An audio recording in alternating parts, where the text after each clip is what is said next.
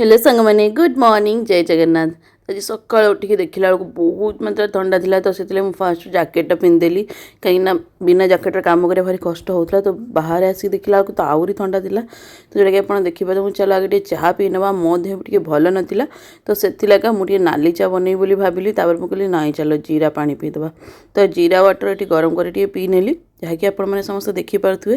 तापर मु गाधे पाधे सब कम सारीदेली जोड़े ठाकुर पूजा सब कम सरी जाइला मैंने ब्रेकफास्ट आज कौन बनई आसतु देखेबी ब्रेकफास्ट आज मुझे बनई सुजी उपमा जोटा कि देखिपे आपड़ ताकू खाई नहीं मु सुजी उपमा तो आज दिन में मुझे कहली जाओ चिकेन टी नहीं आसो करवा खाइबा तो चिकेन आज होता